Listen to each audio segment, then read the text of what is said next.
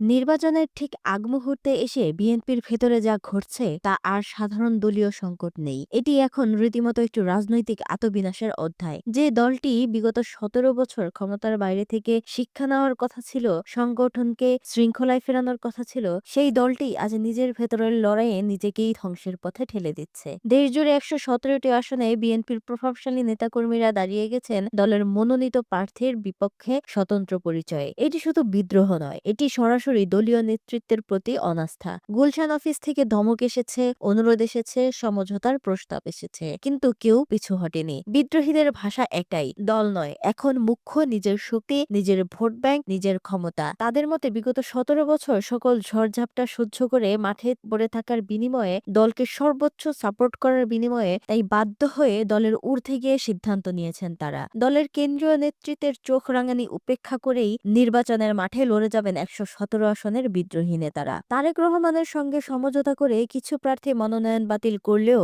রুমিন ফারহানার মতো অধিকাংশ নেতারাই মাঠ ছাড়তে নারাজ। আর ভোটবাগের ভীতি এখন দলের ভেতরের শৃঙ্খলা কুরে কুরে নষ্ট করছে। এই বিদ্রোহ কেবল কাগজে কলমে সীমাবদ্ধ নেই, তা নেমে এসেছে রাজপথের রক্তাক্ত বাস্তবতায়। একই সাথে বিএনপি কর্মীদের কিছু প্রকাশ্য অপরাধ দলের খুঁটি নাড়িয়ে দিচ্ছে, যেমন বিএনপি নেতার গাড়ি চাপায় পাম্প কর্মীর মৃত্যু। ময়মনসিংহের দুবাউড়ায় স্বতন্ত্র প্রার্থীর কর্মী নিহত হয়েছেন বিএনপির লোকের হাতে ছুরির আঘাতে। নির্বাচনী প্রচারণায় বিএনপি ভিত্তিক সংঘর্ষে আহত হচ্ছেন নেতাকর্মীরা। লক্ষ্মীপুর জেলায়ও দলের দুই গ্রুপের সংঘর্ষে তৈরি হয়েছে রণক্ষেত্র। এইসব প্রমাণ করে এখন বিএনপির সবচেয়ে বড় প্রতিপক্ষ তারা নিজেরাই। এই শৃঙ্খলার সবচেয়ে বড় মূল্য দিচ্ছে সাধারণ মানুষ। মাঠের কর্মীরা নিরাপত্তাহীন, ভোটাররা আতঙ্কিত, আর জনগণের কাছে বিএনপি ক্রমেই বিশ্বাসযোগ্যতা হারাচ্ছে। মানুষ দেখছে যে দল নিজের কর্মীকেই শৃঙ্খলায় রাখতে পারে না, সেই দল রাষ্ট্র চালাবে কিভাবে? অন্যদিকে এই ভাঙনের সবচেয়ে বেশি লাভবান হচ্ছে জামায়াত। তারা জনতার পালস বুঝে রাজনীতি করছে,